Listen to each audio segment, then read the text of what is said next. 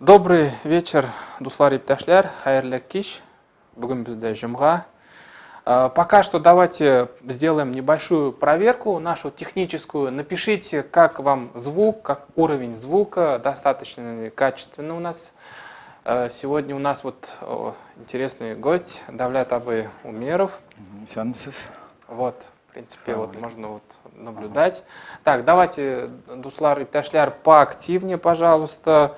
Напишите в чате, как качество звука, все ли всех устраивает, чтобы потом никто не обижался, что кому-то что-то не слышно. Так, звук пока, давайте, ребята, поактивнее. Поактивнее. Ну, пока так, все, у нас, в принципе, пошли первые комментарии. В общем, представляю нашего сегодняшнего гостя, Давлят Абы Умеров, известный человек, который, в принципе, наверное, один из первых вступил вот в эту вот очень интересную предпереписную дискуссию по части астраханских татар с ногайскими активистами у нас в соцсетях. Вот, в общем, также вы известный у нас заслуженный деятель культуры. Вообще, Давлят Абы, по ходу нашего этого эфира я с вами тоже познакомлюсь, потому что о вас я знаю только по рассказам, ну и по вашей публичной активности.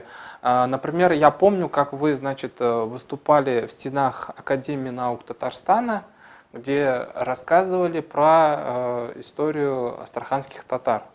Вот. Но я сразу понимаю, сразу же вам поставлю, значит, в известность, что Давлят Абы как бы интересуется историей татар, но не как профессионал. Не как профессионал, а как культуролог, как с позиции фольклориста, с позиции этнохореолога. Да, ну, в принципе, я тоже не профессиональный историк, хотя у меня историческое образование, я журналист, но нам не безразлична история нашего народа, и поэтому мы как бы все, да.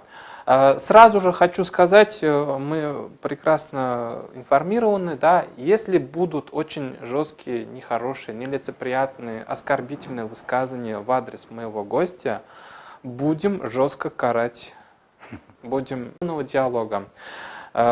Давлят Абы, давайте, значит, я вам передаю слово, расскажите немного о себе, кто вы, откуда, где вы родились. Родились вы точно не в Казани.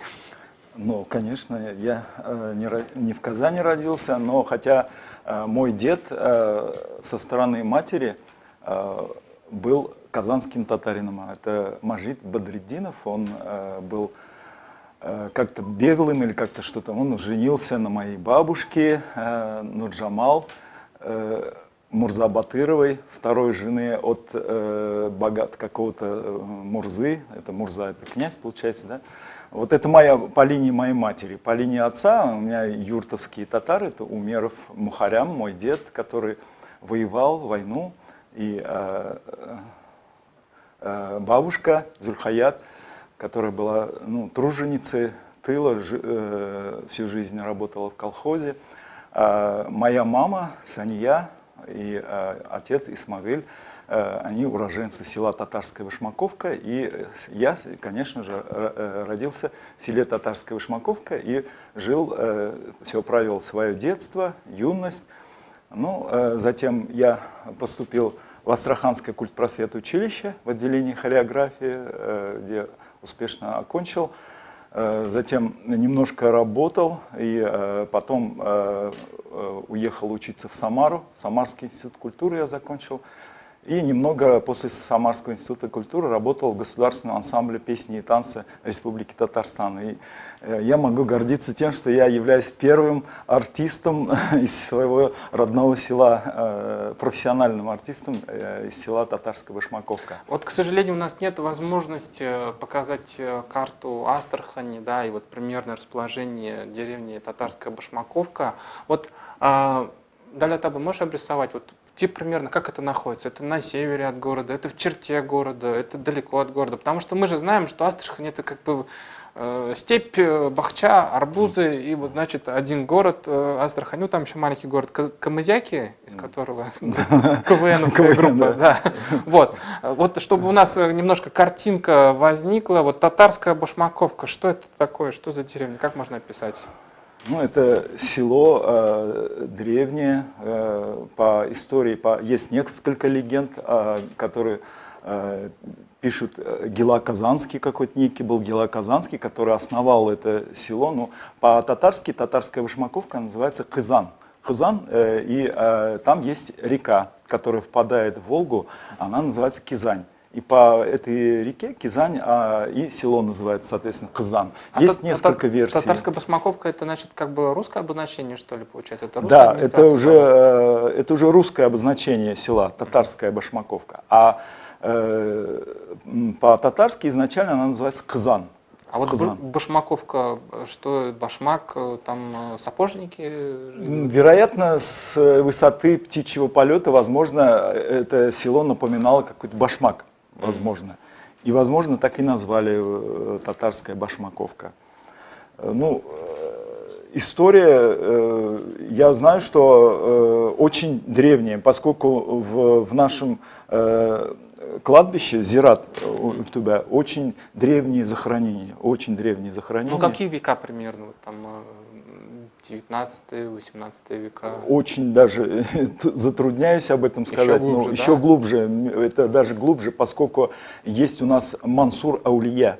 Мансур Аулия – это древнее захоронение. Есть версия, что это вот Мансур Сиид был вот, отец Кул-Шарифа. О, ничего себе. И есть версия, что вот некоторые ученые сейчас уже пришли к выводу, что как раз в нашей татарской башмаковке и захоронен его отец.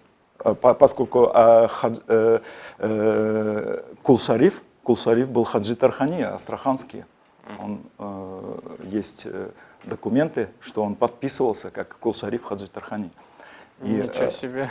Да, и у нас в башмаковке есть аулия. А сейчас что с этой деревней, с этим селом? Оно как? Оно в черте города? Ну, вообще все вот наши татарские села, юртовских татар, оно находится вокруг города Астрахани. И вот наш район, это раньше был Наримановский район, а сейчас называют Приволжский район, Идельбуя район. Приволжский район – это села, где вокруг Астрахани. Ну, у меня лично вот такая версия. Вот я, когда еще учился в Самаре, когда вот работал в Казани, вот часто ездил домой в Астрахань. И вот когда едешь вот по Волге на поезде или на машине, вот, это степь, да, кругом, вот, начиная с Волгоградской области, вот, начинается Волгоград, заканчивается там Ахтюбинский район, Харбалинский район, да, вот, потом Наримановский район. И это глухая степь, вообще ни одного села, никакой деревни нету, ничего нету. Что это такое? Почему? Вроде Ахтубя, да, это татарское же слово, Ахтубя. Ну, Ахтубя это белая возвышенность, да, белая. Харабали это Карабала, да, или вот можно так вот, как интерпретировать. Ну, татарское выражение слов, да. Да. Именно вот Астраханское ханство, оно простиралось же. Но это моя версия, лично моя версия. Возможно, был какой-то геноцид, когда убивали просто. А наши села, татарские села, именно астраханские татары, юртовские татары, почему они сохранились?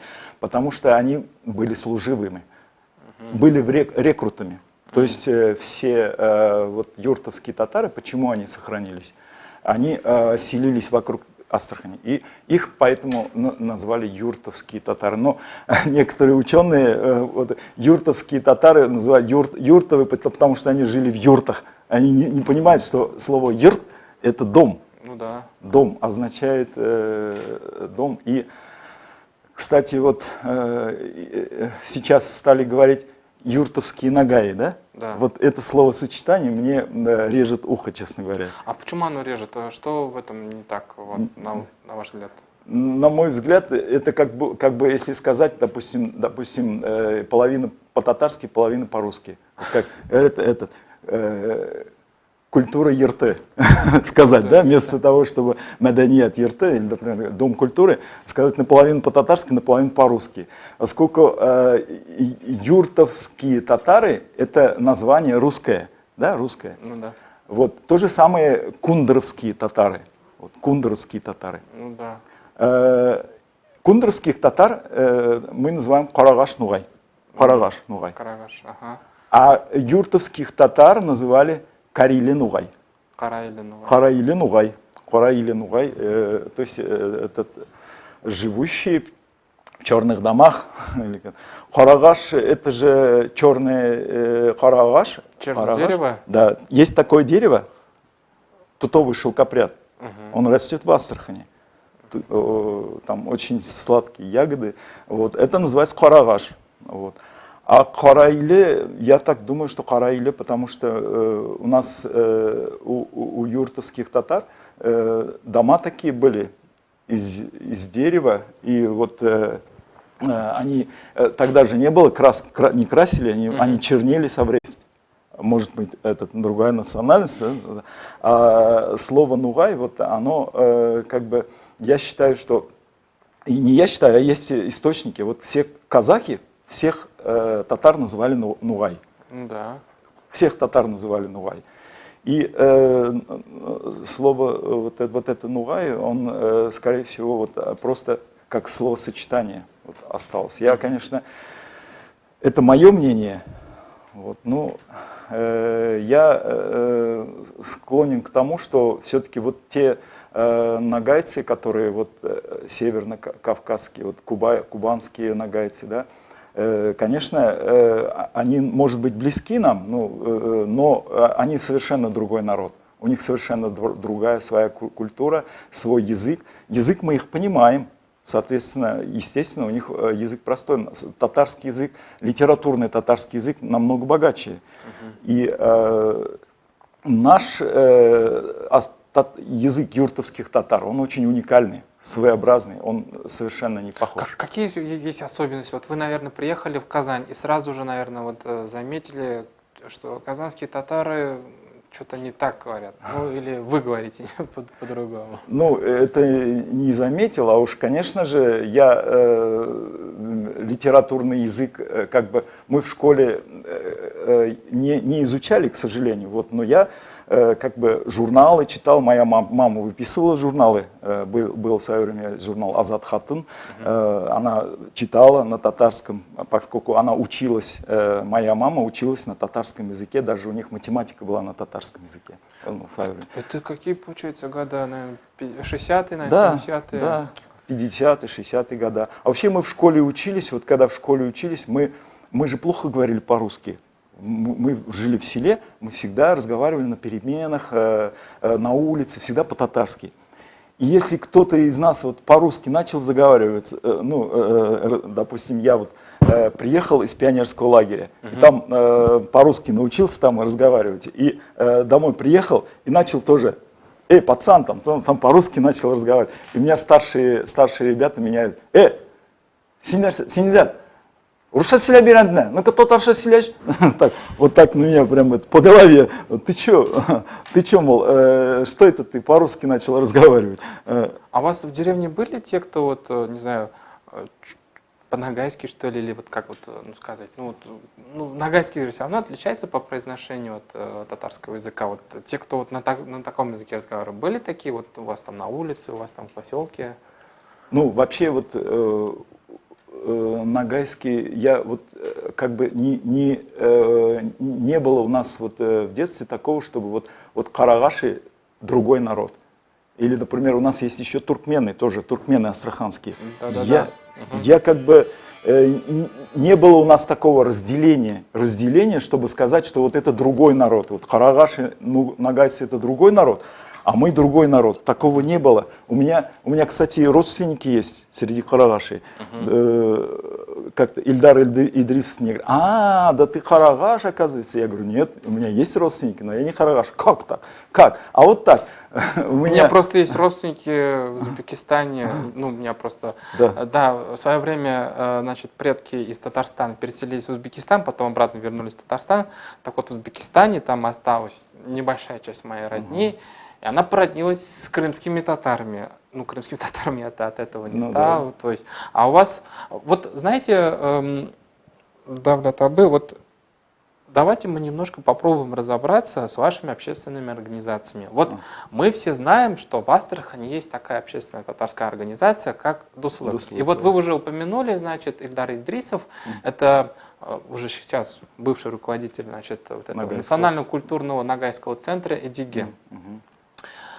Но вот я когда с ним общался, был такой небольшой промежуток времени, он сказал, что эта организация Эдиге, она как бы вот выросла, что ли, или произросла, или откололась от Дуслыка. Было такое? Вот вы застали те времена, это получается конец 80-х годов, да? Даже раньше, вот официально Дуслык, как татарское общество, организовалось в 89 году. В 90-м уже как бы у них свое здание было. Но я помню, когда еще я учился в училище, это было 85-86 года, я ходил на улице Бера, была школа, средняя школа номер 14.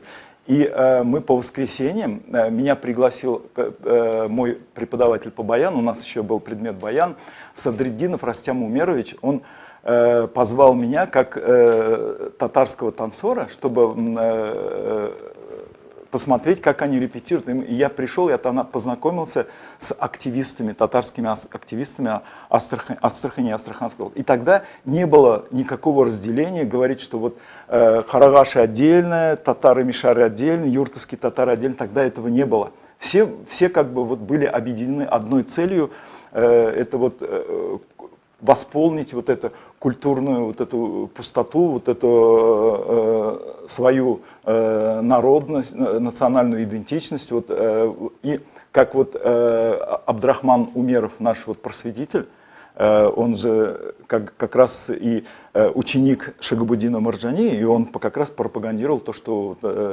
мы должны быть едины, мы татары, мы все должны быть как один народ. И у нас тогда, вот это было, кстати, вот Румия Усмановна Идиатуллина, вот я сегодня звонил, она мне сказала, даже в 83 году они еще собирались. А я помню 85-86 года, вот эти времена, когда я познакомился с тогдашним первым председателем вот этого татарского общества Дуслык, это Мавлют Ережепов. Какой-то интересный у него фамилия, Мавлют Ережепов. Ережепов. Ережепов, да? Ережепов. Ага. А он сам откуда родом, получается? Что о нем известно? Вот что мы можем сказать? Я, честно говоря, так близко с ним не знаком и не знаю его биографию, к сожалению. Вот. Возможно, это есть где-то в интернете, может быть, его как первый председатель. Может быть, есть в татарском обществе Дуслык, о нем многое можно узнать, поскольку он является первым председателем этого татарского общества.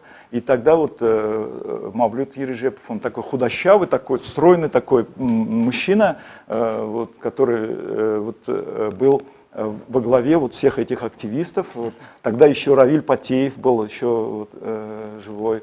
Патеевы это, по-моему, какие-то уже рязанские татары, что ли? Наверное, может быть, да, это уже. Ну, у нас же есть смешение такое, все-таки идет мишары, татары-мишары и юртовские татары очень сильно смешивались. Ой, я сказал рязанский, пензенский, я перепутал. Да, кстати говоря, просто сходу тут вопрос в чате прозвучал. Называли ли как-либо особенным образом татар, которые из Казани? Ну, например, имеет в виду, скорее всего, Казанлы. Вот Казанлы, да. Было ли такое обозначение в вашей среде там в Астрахани? Ну, есть такое, да, было. У нас именно мы называли там, что вот всех мишар, это пензюки, пензенские татары, да, вот, а казанлы, да, было такое выражение, да, ну, казан имеется в виду вот татар, которые вот у нас говорят, например, вот не нарса, а низат кирек, ну, вот такое слова, которые отличаются от литературного языка. И, допустим, детей, которые вот разговаривали вот именно так, вот на литературном, мы называли «Казан шасиля шайбу», «Казанлы татармасин». Вот такое было, да, есть такое выражение. Ну, хорошо, это вот вы, наверное, между собой такие какие-то А вообще у нас вот в классе было 3 русских, и они вынуждены были разговаривать на татарском языке, и даже лучше, чем... Да. Так, хорошо, значит, немножко вас перебил, значит, вот организация, значит, Махмуд Иржапов, вот он, значит... Мавлют. Да, Мавлют да, Иржапов. Мавлют Иржапов, значит, он организовывает, да? А кто вот его соратники, вот есть какие-то люди такие, ну, яркие, он же все равно же на кого-то опирался, он же не один, наверное, все это... активность делал? Ну, со стороны, вот я не знаю, как там по поводу активистов, но именно со стороны творческой стороны, искусствоведения, вот то, что мне ближе, вот я этих людей до сих пор помню и знаю, и чту их память. Это вот Сатриддинов Растям Умерович, мой педагог по баяну, вот он, который меня и позвал. Это Раис Джаббаров, который был руководителем татарского Наримановского театра. Потом был Фаиз Умеров, он был танцором, хореографом. Я надеюсь, что он жив и здоров, сейчас живет в Астрахани.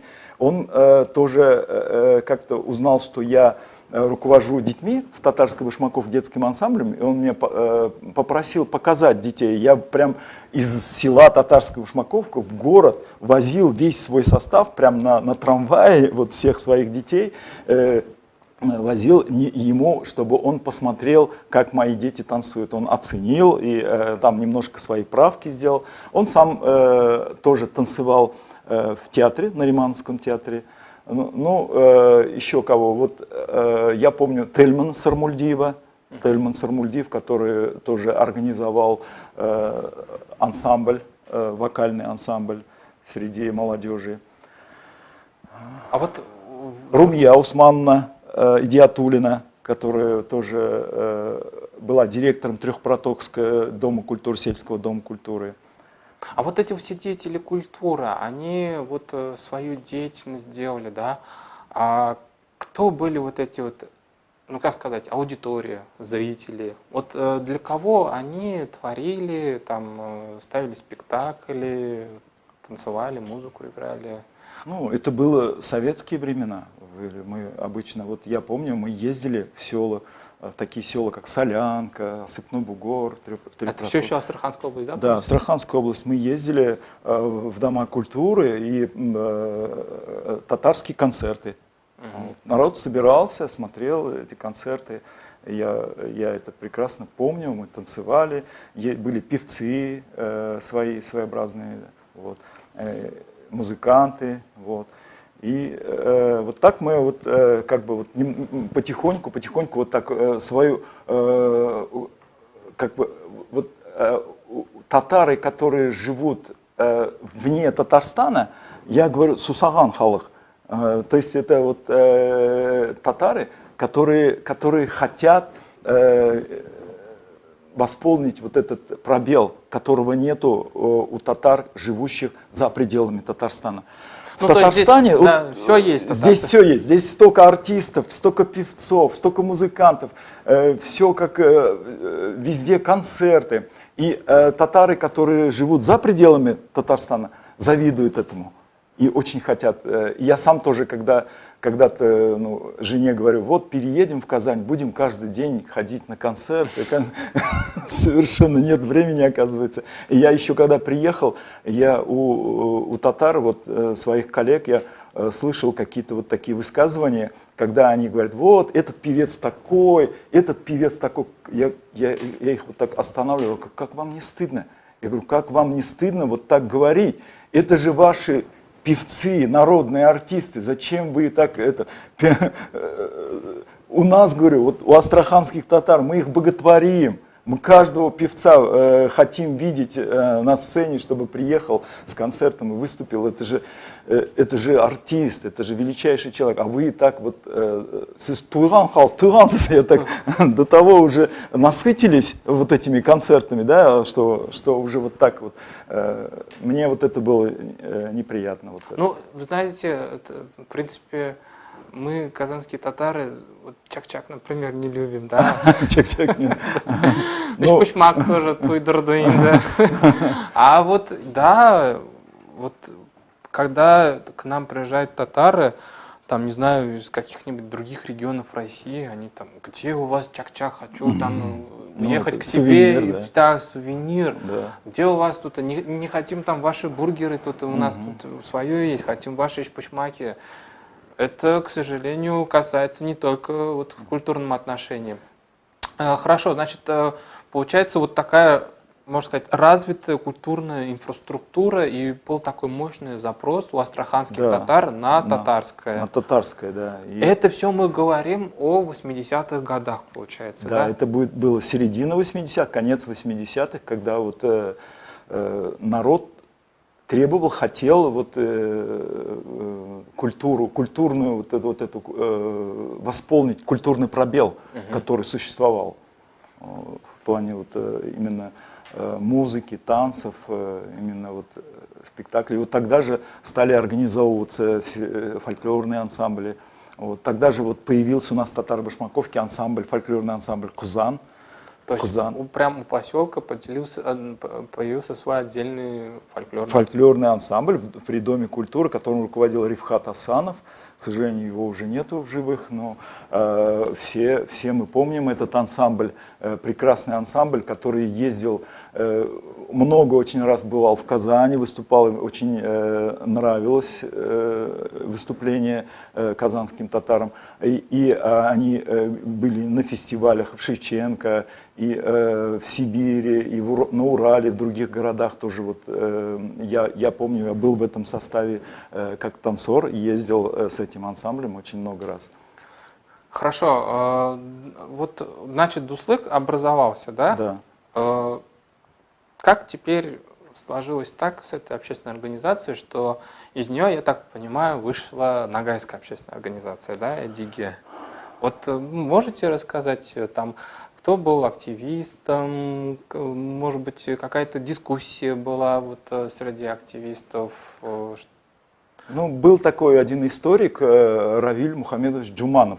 Он тоже Джуманов, он наш односельчанин, мой односельчанин. Даже мы с ним как-то даже очень были близки в том плане, что он очень часто ко мне домой приходил. Мы с ним...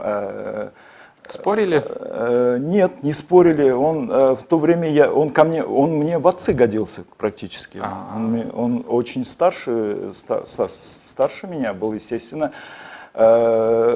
Я как учителя, у нас в селе принято как бы любого учителя или врача всегда относиться с очень большим уважением, каким бы он ни был, все равно. Вот.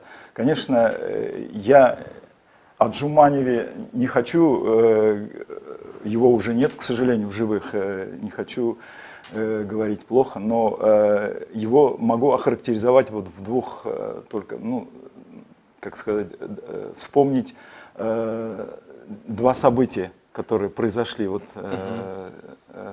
ну, мы с ним очень тесно общались, и даже очень жена, были знакомы с его семьей, я знакомый с его дочерью и детьми. Ну, то есть Ромай, его сын, он учился в военной академии в Саратове. Вот, он занимался, когда на каникулы приезжал, мы вместе как бы, на спортзале, он нам показывал приемы свои. Там, ну, в общем, да, дружили. А вот Джуманов, вот, он, у него что-то вот пошло так, вот, он был сам из Карагаши, и он активно пропагандировал, говорил, что мы нагайцы.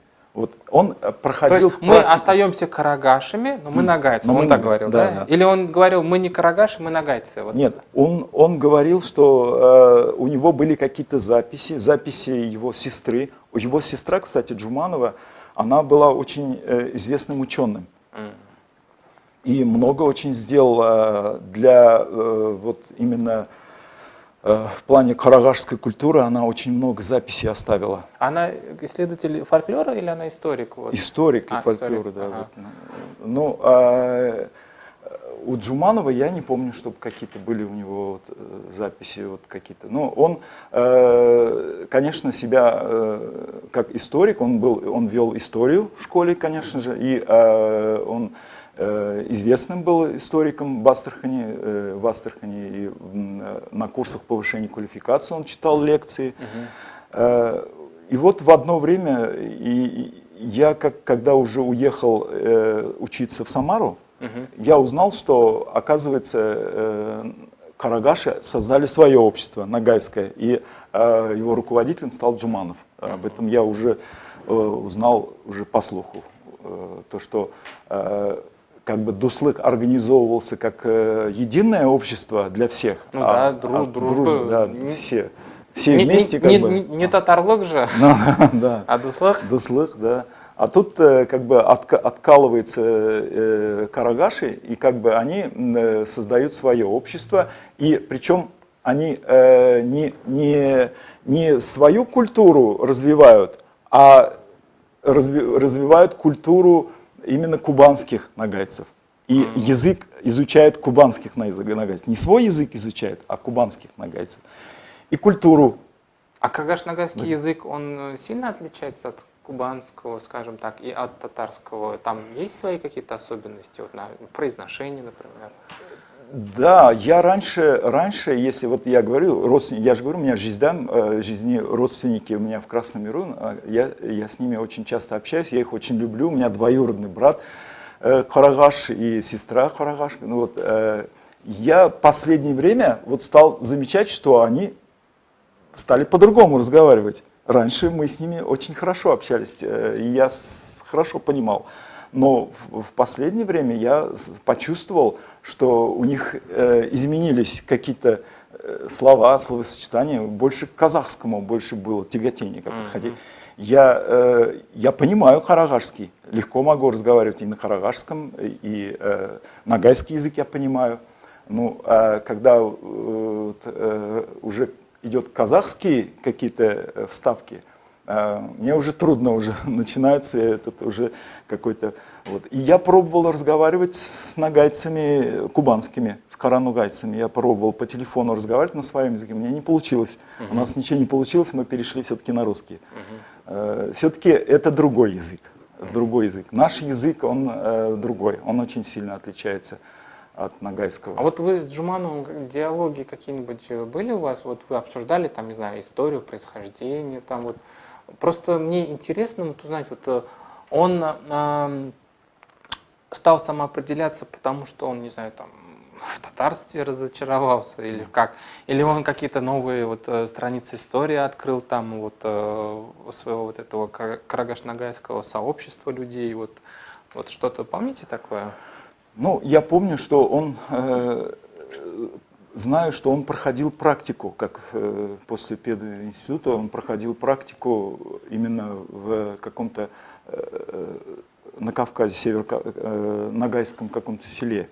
Может быть, он там увидел, что близкий такой народ живет, и возможно, что он как бы захотел, может быть, приблизить вот это вот как-то нас. И он мне показывал, да, свои от руки записанные записи, где было написано, что юртовские татары, Каргиле Нугайлар, кундровские татары, Карагашнова. Об этом писал и Габдрахман Умеров, об этом писал еще. Есть у Сулеймана Туктарча Рахимова, кстати, вот в книге это подробно написано.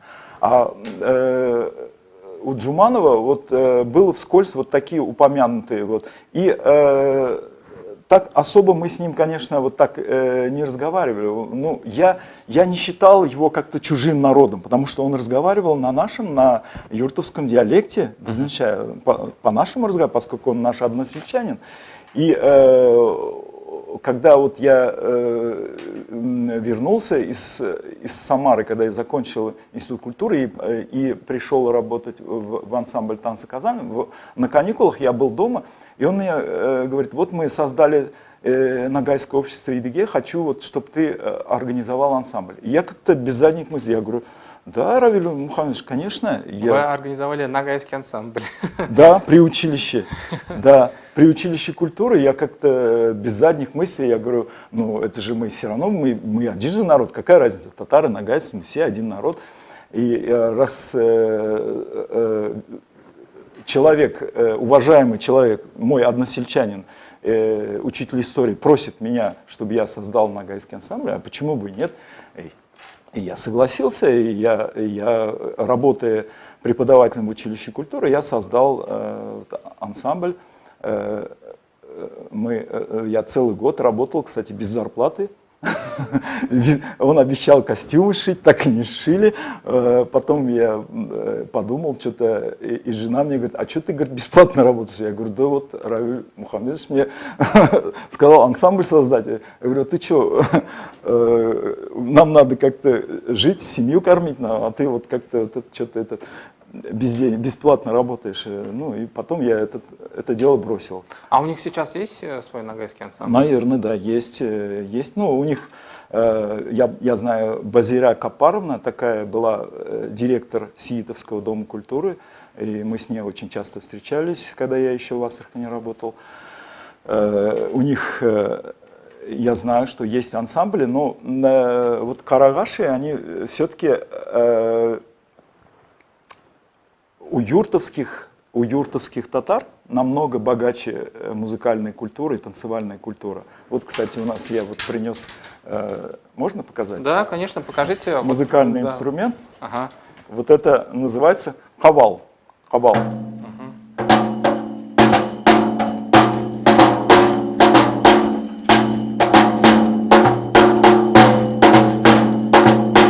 Вот у астраханских татар есть ритм такой. Это приложение к саратовской гармошке. Есть саратовская гармошка, которую называют саз.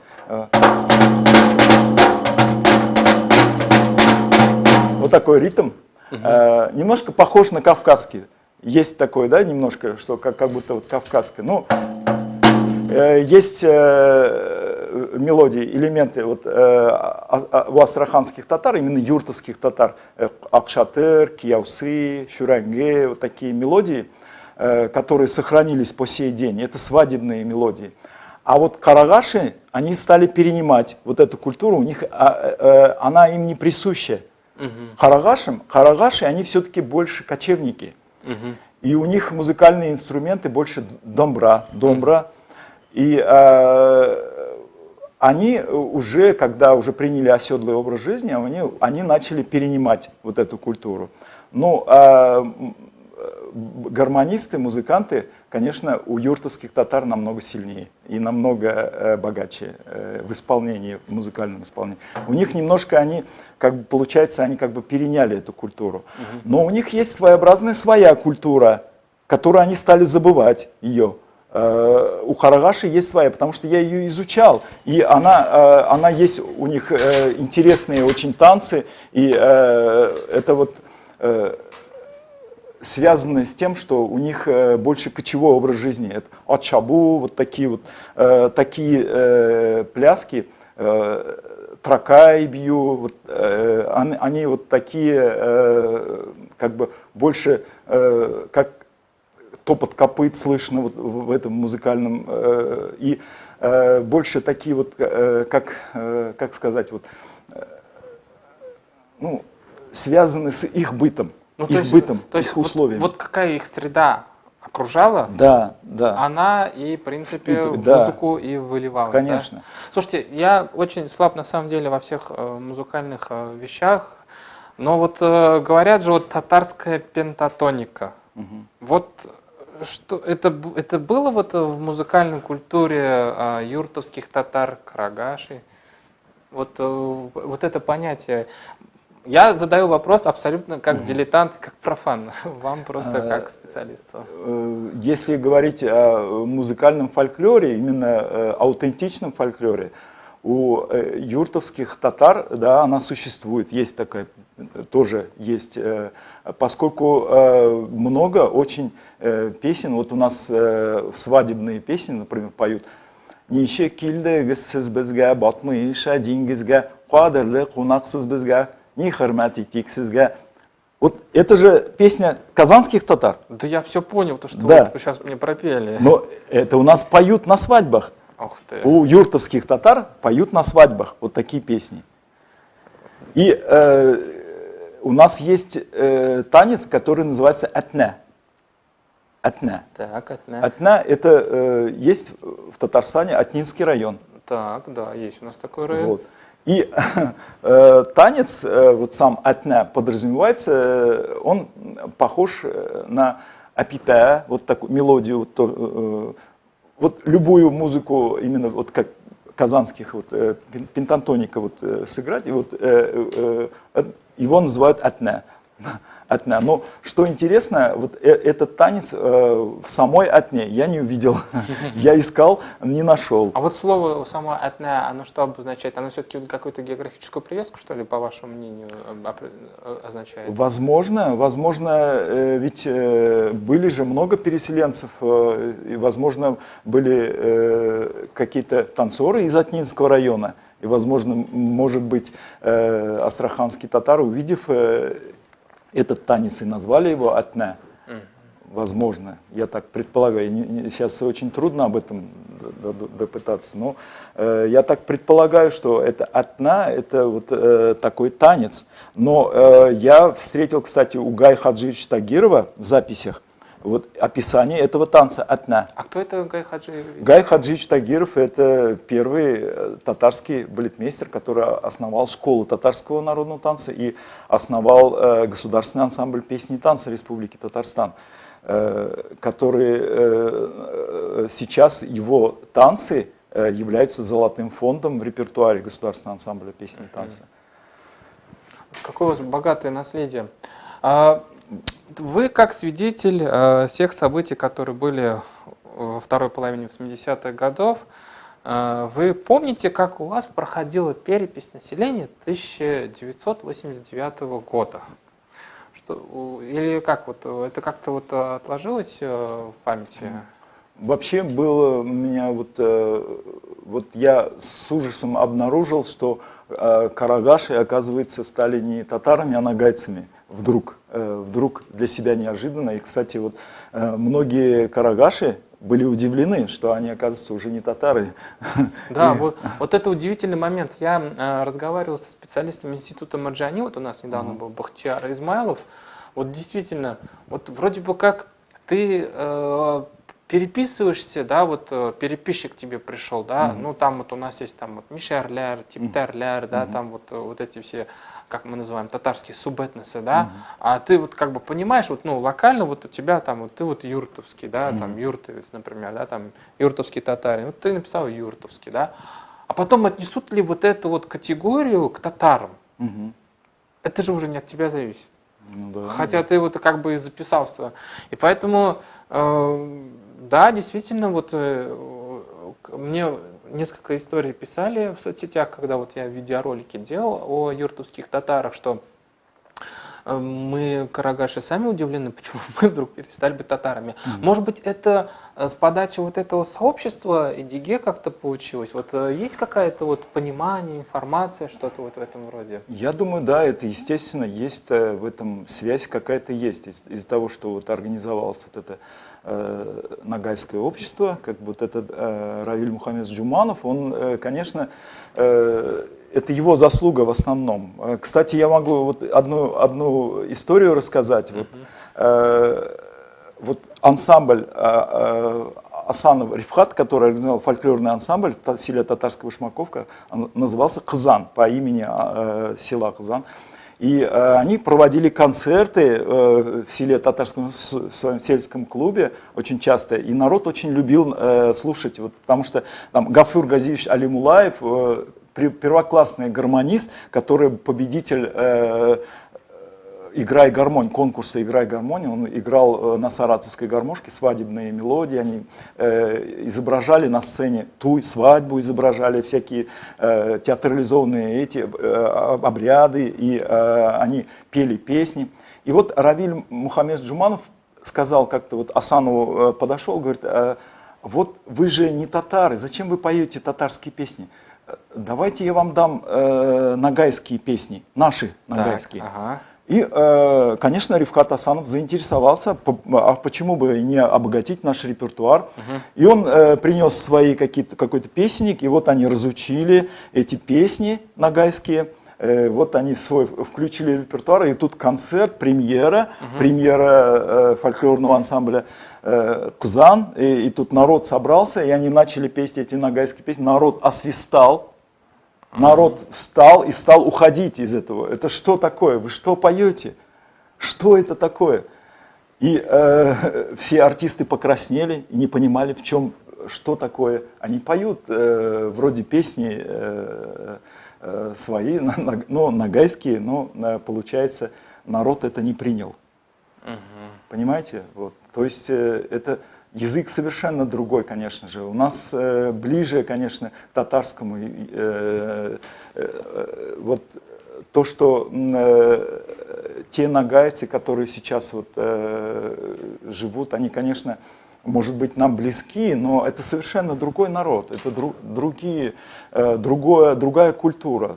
Совершенно у них другая музыкальная культура, у них какие-то свои танцы, но не похожие. Вот смотрите, я правильно ли понимаю, значит, процесс, значит, Джуманов, в принципе, является как бы, ну, отцом-основателем вот этой организации Эдиге, да? Да. И она называется именно как нагайская, Да. но не как карагаш-нагайская. Нет, не карагашская. Не карагашская даже, да? Вот удивительно, то есть в принципе у нас получается вот есть как бы определенная локальная культура, да, которая вот карагашская, но она сейчас испытывает сильную нагаизацию. Нагаизацию, да, испытывает. То есть это не говорит о том, чтобы вот мы карагаши, мы будем наше все карагашское там поднимать, воспевать, развивать, популяризировать, продвигать.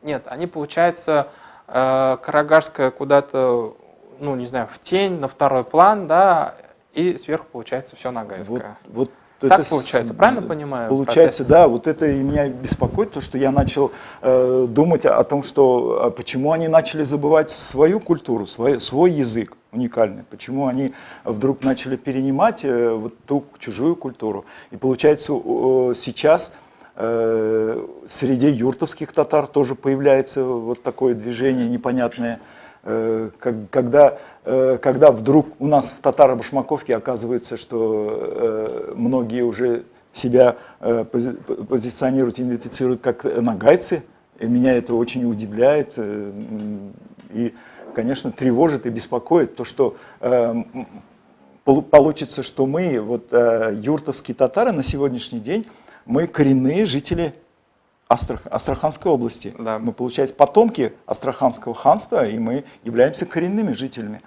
Но нагайцы – это не коренные жители.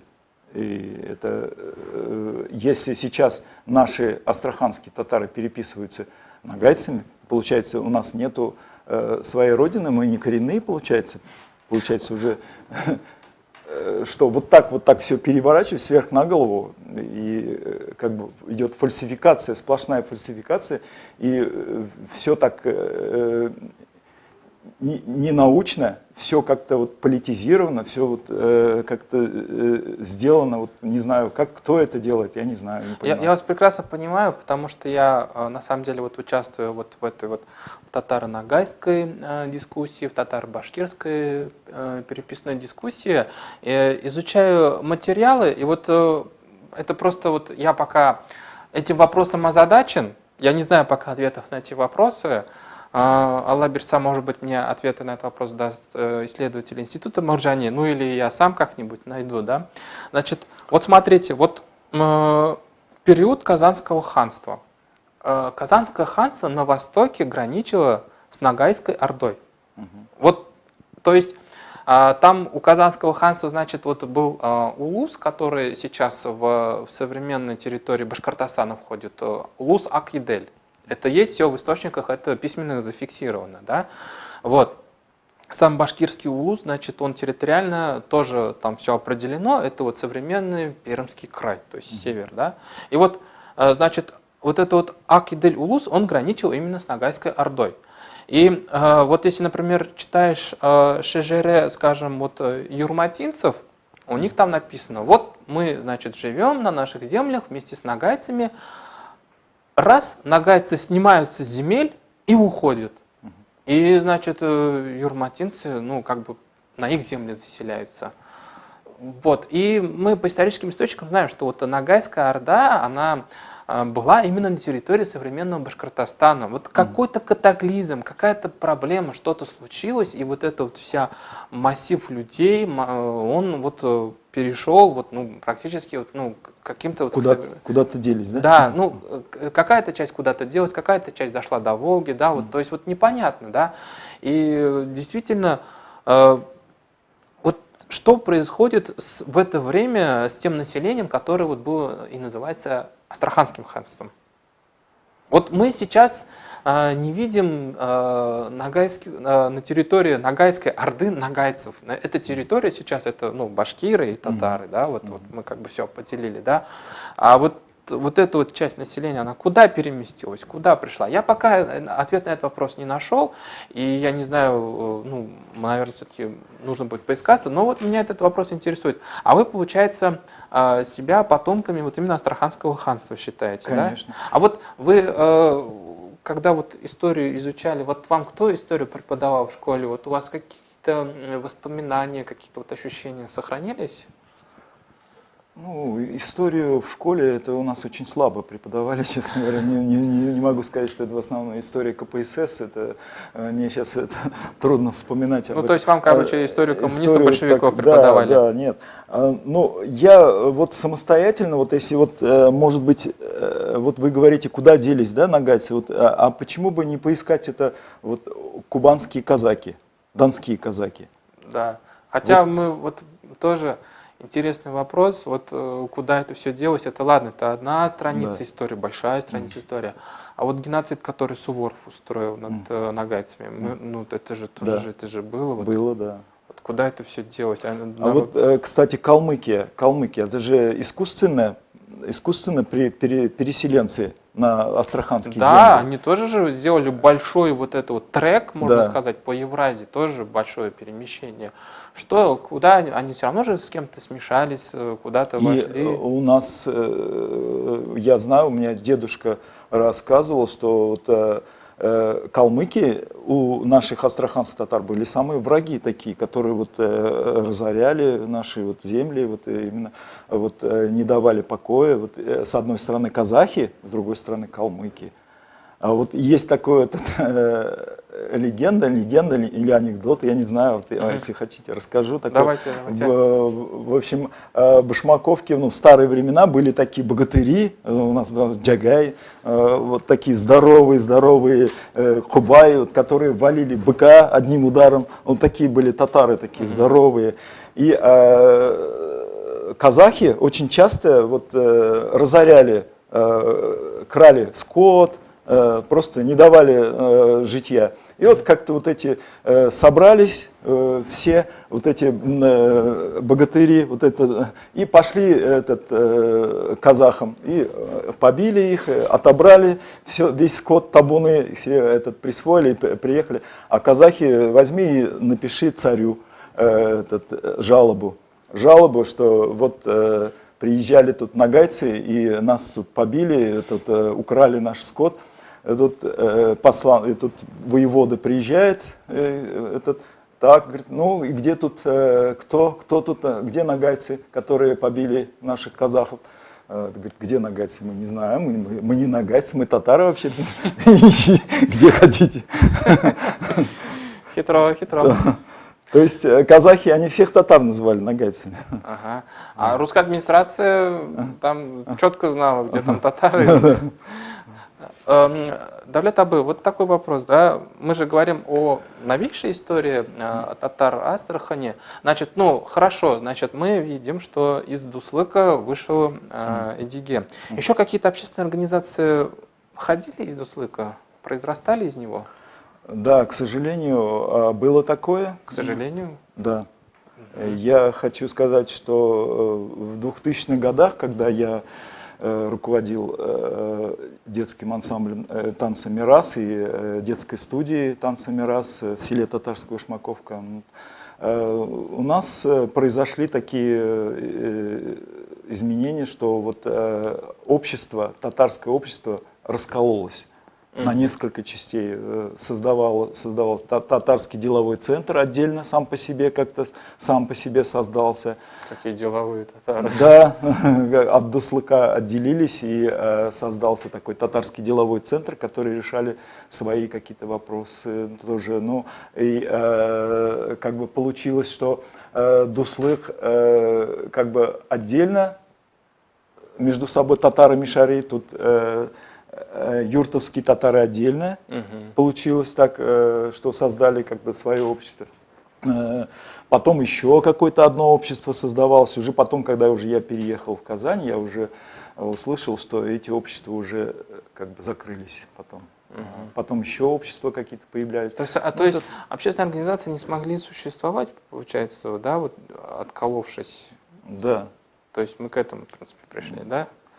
Вероятно, то, что они в первое время, конечно, они хорошо работали, занимались, у них молодежные центры и ансамбли организовались. Как бы это было противостояние, как бы, противостояние между... Почему-то вот у нас у татар такое вот, как бы, как любит говорить наш этот Рабит Батулла, самое вкусное блюдо татар — это сам татарин. Тут в чатах, кстати говоря, вам немножко таким с упреком пишут, вот, мол, вы, значит... Бросили. Да, вы, значит, стали там себя татаром именовать, кинули всех местных и в Казань умотали. Я вас внимательно слушал, вы сказали, что вы как будто сначала в Самаре, в Самару уже переехали, да? Нет, я учился в Самаре. Да, то есть вот вы из Астрахани куда переселились сначала, в Казань или в Самару? Нет, я не переселялся в Самару, я учился в Самаре, я как бы продолжал приезжать на каникулы к себе домой, но я окончательно переехал в Казань в 2005 году, а работал после того, как я учился в Институте культуры, после того, как я проучился, мне предлагали работать преподавателем Пермского хореографическое училище, я отказался и поехал проверяться в Государственный ансамбль песни и танца Республики Татарстан, куда меня Райля Мухаммедхана Гарипова взяла, и я успешно танцевал в Государственном ансамбле песни и танца, но и то я как бы был без прописки, без жилья, как бы на птичьих правах, вот как бы жил вот на таких условиях, но это не нравилось, конечно, моим родителям, и они всячески меня уговаривали, чтобы я вернулся. И я в конце концов послушался, вернулся и женился, и основал ансамбль «Мирас» в Астрахани, в селе Татарская Башмаковка. Но все же я не тлеял надежду, что я когда-нибудь все равно вернусь в Казань, поскольку я познакомился с величайшими людьми в Казани, которые мне рассказывали, как они ездили в Астраханскую область в экспедицию и записывали танцы, которых у нас уже нету. Представляете? Мансур Ахметович Гатиатуллин, он величайший танцор, артист, народный артист, который вместе с Гай Тагировым в 60-х годах ездил в фольклорной экспедиции и записывал танцы. И он мне показал вот эти движения, которые... И я так удивился, поскольку я вот еще не... то есть то, что у нас бытовало, это уже у нас... как бы фольклор же, он меняется, он же переходит, уже трансформируется. И то, что было в 60-х годах, уже в 80-х, 90-х, уже этого не было. А он это знал. Есть такой еще величайший фольклорист Махмуд Нигмедзянов, который тоже ездил в Астрахань и записывал. И я так радуюсь, что я успел вживьем с ним разговаривать, как вот с вами. Я с ним разговаривал, беседовал. Он мне очень много интересного рассказал. И это потом все вылилось вот, в мою книгу. И вместо, вот, и это было вот... издано, когда я был в Астрахани еще, вот эта книжечка, да, вот. Я где-то около 10 танцев астраханских татар записал, юртовских и карагаши. Вот, значит, мы покажем, вот это, значит, у нас эта книга. А потом уже, работая в Казани, я уже опубликовал вот эту книгу. «Татарские этнические танцы». Да. Нижнего Поволжья. Нижнего Поволжья и Среднего Поволжья, то есть вот я туда обложку, включил. Вот обложка интересная, кстати, красивая, да? Вот. Это дети, кстати, рисовали обложку в художественной школе. А, кстати говоря, интересно. Да. И я вот что я хочу сказать, что я все равно, конечно, мои земляки, они, возможно, на меня обижены, то, что я уехал, и все-таки в Татарстане, в Казани, конечно, уровень жизни выше, чем в Астрахани. Но не из-за этого я переехал, не потому, что здесь уровень жизни, а потому, что здесь есть деятели культуры, люди, доктора наук. Я благодарен Аллаху, что я смог защитить диссертацию и стать кандидатом наук, хотя об этом я никогда и не думал, но здесь, работая, именно вот, разговаривая с докторами, с учеными, и вот это меня подвигло к тому, что я начал изучать танцы более глубже, более его семантику, его историю происхождения. Вот. И, кстати, вот мы смогли записать на диск, вот этот диск мы выпустили в Казани, не где-нибудь. Мы пригласили вот музыканта Гафур Газиевич, который играет на саратовской гармошке. И тут вот записали, вот у нас тут 12 треков мелодии астраханских татар. То есть, смотрите, правильно ли я понимаю, то есть вот этот пласт культуры фольклорный, который на самом деле, ну, Астрахань это же область, это же как бы не республика, да, там, и, значит, она не фиксировалась, но она фиксировалась в Казани, получается. И вот вас это именно больше всего зацепило. А вот что в Астрахани нету своих музов, вузов точнее, вот своих там каких-то художественных там этих, ну, то есть учебных организаций. В том-то и дело, что нету, в том-то и дело, к сожалению. Вот я, работая в селе Татарской Башмаковки, организовывая ансамбль, вот этот, благодаря, кстати, главе администрации Попову Григорию Васильевичу, который был учредителем вот этой студии, которую мы организовали, был хозяйственный магазин, вот этот хозяйственный магазин, который я отремонтировал. И наш ансамбль на то время был самым лучшим среди ансамблей «Газпрома», среди ансамблей администрации Астраханской области, Министерства культуры. И мы с ними конкурировали. Вот, понимаете, я бился головой об стенку, вот, доказывал, что я могу, что я хочу развивать нашу татарскую культуру, что наши танцы астраханских татар выходили на профессиональную сцену. Я обучал детей. У меня очень много учеников сейчас работают в Астрахани и сами уже руководят ансамблями. Я этому очень рад. И мой ученик сейчас продолжает мое дело, и он сейчас работает в Татарской Башмаковке, работает, преподает и прекрасно ведет вот этот коллектив «Мирас». И дети танцуют, чего не было в моем детстве. В моем детстве этого не было. Я нигде не мог пойти куда-то научиться танцевать или пойти куда-нибудь научиться музыке. Этого ведь нет в селе. Вот это вот сейчас как раз вот и нужно, мне кажется, вот этого не хватает вот именно нашим астраханским татарам сейчас, на сегодняшний день. Вот на сегодня, как в принципе вот мы можем как-то определить, описать, что происходит с татарами Астрахани? Вот вы же как бы бываете там, да, общаетесь. Какие вещи вы можете там назвать, увидеть, определить? Вот вам что кажется? Что вы видите? В смысле, что вы видите? Ну вот сейчас вот как, вот потому что я, значит, недавно слушал по телевидению Муслим Хазрата Инусова, который является имамом одной из астраханских мечетей. Вот он сказал, что как бы все, татар Астрахани татарский язык покинул. То есть, ну, идет вот такая вот языковая ассимиляция. Да, к сожалению, да. Что, значит, там, по-моему, на всю Астрахань осталась одна, что ли, школа с татарским классом обучения. Ну, в общем, не густо.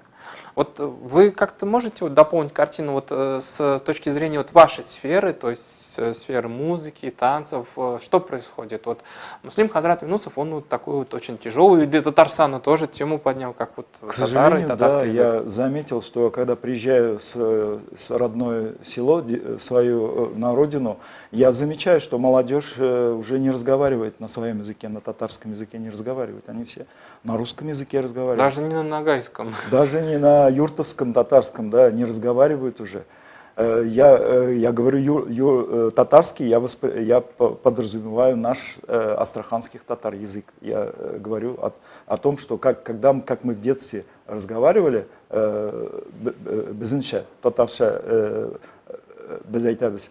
Раньше вот было так, а вот сейчас этого нету. К сожалению, да, это действительно нету, в школах не преподают. Преподают, может быть, татарский язык, он преподается, но без учета диалекта. Вот все-таки диалект тоже очень важен. Мне кажется, нужно его сохранять. И вот этот язык наш, нельзя его терять. Если сейчас вот говорят, вот Амир Мусаев, наш земляк, мой земляк, да, я его очень хорошо знаю. Нагайский активист. Нагайский активист, он много чего, конечно, говорит не то совершенно, я его и не поддерживаю, я с ним могу поспорить. Он говорит, конечно, очень много лишнего и много очень агрессивные выпады у него, к сожалению. Хотя я его знаю как очень умного, он рос на моих глазах, я его знаю с детства, Амира Мусаева, он очень такой умный и амбициозный молодой человек. Ну, карьеру, наверное, хочет сделать. Возможно, да, это его, может быть, он только личные какие-то амбиции думает, но не о народе. Я считаю, что нужно все-таки развивать именно нашу культуру, наш язык. Он уникальный, его нужно сохранять. И, конечно, правильно говорит Муслим Хазрат, да, у нас не хватает школ. Татарская гимназия какая-то должна быть, может быть, в Астрахани. Почему есть в других городах, есть, вот я знаю, в Саратове есть татарская гимназия, в Самаре есть татарская гимназия. Почему нету в Астрахани татарской гимназии? А вот с точки зрения там ансамблей, танцев, вот эта вот сфера как развивается у татар Астрахани? Потому что это же тоже определенная такая форма выражения вот своей национальности, своей этничности. Вот в том-то и дело, что нету, есть только в самодеятельные вот детские ансамбли. А профессиональных нету. А хотя мы знаем из истории, театр «Вулкан» был в Астрахани, организовал первый татарский театр. В Казани даже не было татарского театра. И самый первый татарский театр был организован в Астрахани. И он назывался «Вулкан». То есть я правильно понимаю, что вот если, например, я завтра захочу съездить в Астрахань, посмотреть особенности города, особенности вот этой территории, да, там народов, которые проживают в Астраханской области, в татарский театр или что-то татарское я особо так-то и не увижу, да, получается. Все вот это вот стандартизировано, унифицировано, да, урбанизировано, все вот это сожрало, получается, да? К сожалению, так, да. Хотя там татар очень много. Татары всегда были на втором месте. И вообще в советское время мы знаем, что самые крупные города, которые татарские были, это Казань, Уфа, Астрахань, Оренбург еще, да, были такие самые крупные города. Вот как удивительно, да, вот действительно в Астрахань была одним из центров большого татарского мира. Да. Там, значит, у нас был такой, по-моему, даже не треугольник, может, четырехугольник, да. Значит, Казань, Уфа, Оренбург, Астрахань. Да, на которые все равнялись и как бы вот считал, что самый центр. И очень много же астраханская земля, она такая богатая талантами, и очень много людей вышли, известных людей, среди артистов и музыкантов, и певцов из Астрахани очень много интересных, которые сейчас до сих пор работают. А вы сейчас в Астрахань как навещаете? У вас там вот бывают какие-то там, ну не знаю, родственников, может, посещаете? Конечно, я всегда очень с радостью возвращаюсь на родину. У меня есть очень много родственников. К сожалению, родителей уже нету в живых. Но родственники всегда я очень рад увидеть всех своих родственников. И они мне рады, как бы всегда есть у меня на сердце вот эта любовь. Я очень люблю своих родственников и карагашей, которые в Красном миру живут, и очень люблю башмаковских своих родственников. Всегда, когда встречаемся, мы очень долго обнимаемся, сидим, разговариваем. Конечно же, я скучаю, и иной раз жене говорю, может быть, қартайғанда қайтарбыз. На родину уже хочется вернуться, хотя у меня уже здесь уже дети, дочка уже здесь в ансамбле танца Казани работает профессиональным, младшие заканчивает. А в Казани вообще много юртовцев, карагашей? Вообще вот вы как сюда? Вы только один? Нет, я не один. Здесь наши есть старейшие наши, которые здесь живут и очень успешно работают. Это известные люди, которых знают не только в Казани. Это Сулейман Рахимов, Сулейман Туктарович Рахимов. Это Марат Гумерович Яхьяев, народная артистка театра Тинчурина Зулейха Мухамеджанова, Абдулла Дубин, знаменитый фотограф, и кто еще? Ну, у нас Альбина Кинжалиева, которая среди молодых уже, она тоже заслуженная артистка Республики Татарстан. Сергей Хабаров у нас, он в театре оперы и балета работает, хотя он русский по национальности, но он себя считает татарином. Он родился в селе Три Протока и всегда жил среди татар. А Три Протока, он как-то по-татарски, ну... Жамель называют, да, Жамель. Почему его Три Протока назвали? Там три каких-то протока волжских, что ли? Возможно, да, какие-то три протока есть, ну, не знаю. В принципе, наверное, потихонечку будем завершать нашу беседу. Вопрос такой, Давлет Абай, вы как, перепись еще прошли? Да, ко мне приходили, и, конечно же, я все достоверную информацию о себе сообщил, что я являюсь уроженцем Астраханской области, я татарин. А вот с вашими родственниками, как вы обсуждали вот эту вот возможность, что сейчас можно, не выходя из дома, через интернет переписаться? Как там вообще интернет в Астрахани? Хорошо ловит, нету? Ну, да, сейчас же все знают, что в госуслугах есть такая функция, и все знают. Но у нас, к сожалению, особо вот башмаковские не особо сидят в интернете, я думаю. Они особо так вот.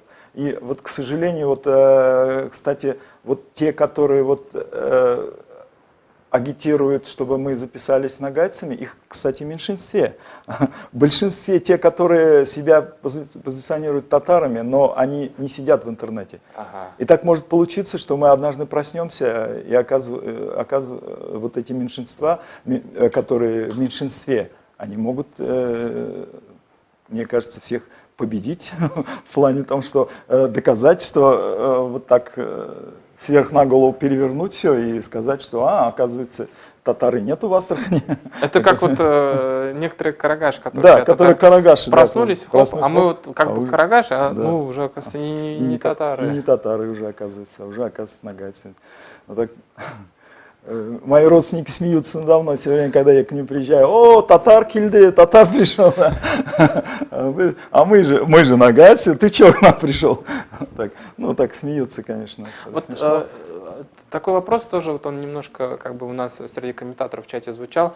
А вот вам известно вот все-таки казанские отдельные села, ну или там вот этих пензенские мещари, да, вот, они есть, вот, вы их знаете, нету вот рядом с Астрахани? Да, есть. Вот, кстати, можете их назвать? Линейные, вот на Римановском районе есть линейное село, оно чисто вот, их называют это казанские татары. Вот, булгары есть такое село, Булгар. Булгар? Да, Булгар это есть.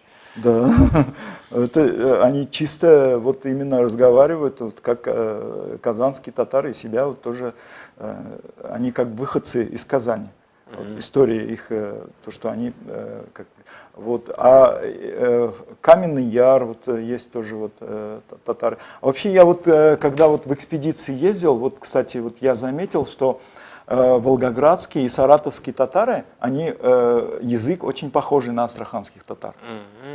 А знаете почему? Потому что раньше ведь губерния, вот после того, как Астраханское ханство, территория Астраханского ханства, потом было же губерния, это Астраханская губерния, и оно в состав входила и Волгоградская область, Царицын, и Саратовская область. Оно вплоть до Ульяновска, это была все Астраханская губерния.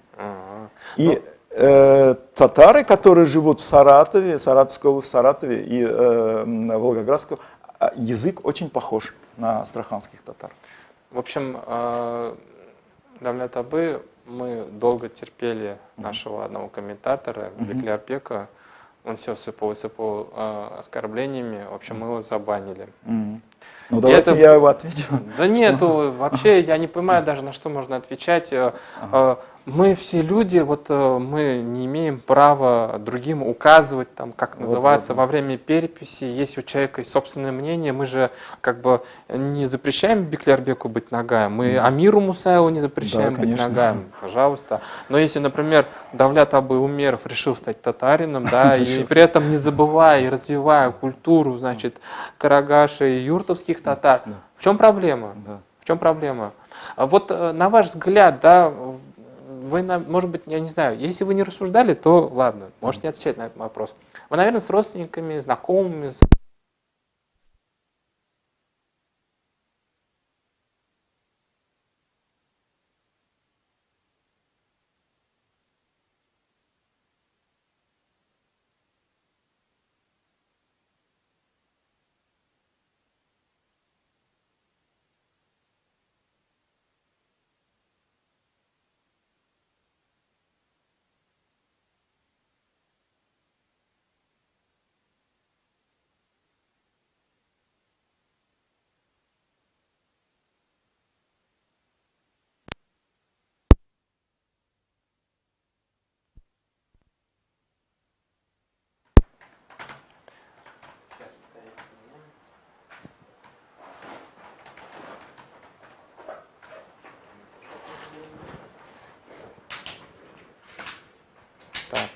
Звук плохой, да? Батарейки просто сели. Мы уже, в принципе, закругляемся сейчас.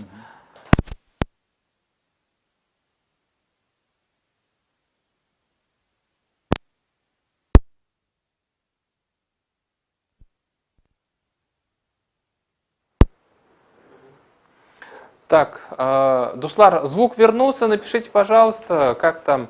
К сожалению, да, вот батареечки сели, ну, мы уже закругляемся, стараемся, да. Я, значит, повторю еще раз тот вопрос, который я задал Давлет Абы Умерову, да. Давлет Абы, вот вы думали, рассуждали там своими родственниками, своими знакомыми, да, вот юртовцами, кто вот сейчас в Казани живет, да, вот там культурой занимается, значит, развивает. А что ждет татар Астрахани лет через 10? Давлет Абы уже начал отвечать на этот вопрос, вам через 10 лет будет 65. Да. Вот, значит, на ваш взгляд, вот какое будущее ждет? Вот давайте немножко о будущем поговорим. Хочется, конечно, хочется мне, чтобы наше село, родное село, оно развивалось. И у нас сейчас, к сожалению, в селе нету дома культуры своего. Хочется, чтобы этот дом культуры как появился через 10 лет. Конечно, хочется, чтобы вот этот ансамбль, фольклорный ансамбль «Казан», который у нас был, он снова появился, восстановился. И также сохранял нашу культуру, наши фольклорные песни, танцы, которые у нас бытовали. Хочется, конечно, чтобы наши односельчане, мои как бы, родственники, все мои земляки, которые юртовские татары, сохранили свой язык и продолжали на нем общаться, разговаривать. Не думали, что вот татар литературный язык это другой, наш язык это другой. В этом нет ничего страшного, это наша красота, в этом наша сила, я так думаю. Это диалекты, которые нужно сохранять. Вся красота в фольклоре, которая вот до сегодняшний день сохранилась, и вот эти ансамбли, гармонисты, которые вот сейчас на сегодняшний день есть, дай Бог им долгих лет жизни, хочется, чтобы вот это все у нас не умерло, чтобы оно сохранилось, чтобы оно продолжало развиваться. Я не вижу свою татарскую башмаковку, если она будет вдруг нагайская башмаковка. Я очень этому расстроюсь. И, конечно, поворот туда, на Кавказ, это, я считаю, откат, наоборот, назад. Я считаю, что наша культура – это вместе с Татарстаном, именно с татарами, с татарской культурой. Мы тесно, тысячелетиями уже вместе, и вдруг повернуться назад, в другую сторону, я считаю, что это не очень хорошо, это плохо, наоборот. Хотя в Коране, конечно, написано, что как бы вот сейчас к этому, может быть, и идет, что как бы любой чабан, может быть, там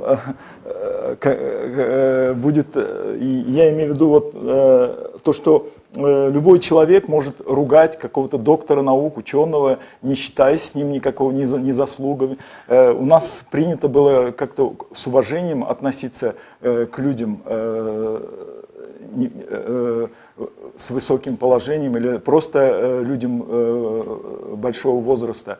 Сейчас, как в Коране написано, да, перед концом света, да, все это перевернется, и, естественно, мне бы не хотелось, чтобы это быстро настало. Хотелось бы, чтобы мы еще долго жили в мире и счастье. И наоборот, я бы хотел, чтобы, конечно, те нагайцы,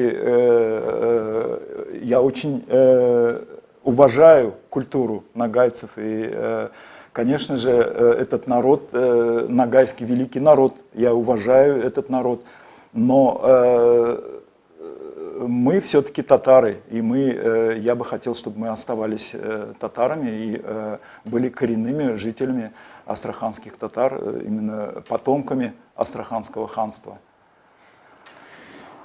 Иншаллах. Иншаллах. Да. Давлят Абы, большое вам спасибо за то, что вы осветили вот новейшую, еще пока не написанную историками историю астраханских татар, потому что историю Астраханского ханства, в принципе, написали, историю Ногайской Орды, в принципе, уже написали. Но вот что происходит с татарами в 80-х, в 90-х, в 2000-х годах, пока еще не написали. Вы, в принципе, даже не будучи специалистом, да, историком рассказали, но вы же через это все пережили, вы же это через себя это пропустили. Поэтому ваш взгляд имеет право на существование как свидетель этих событий. Большое вам спасибо, Давлят Абы. Я думаю, еще раз Всем спасибо, всем пока. Спасибо, до свидания.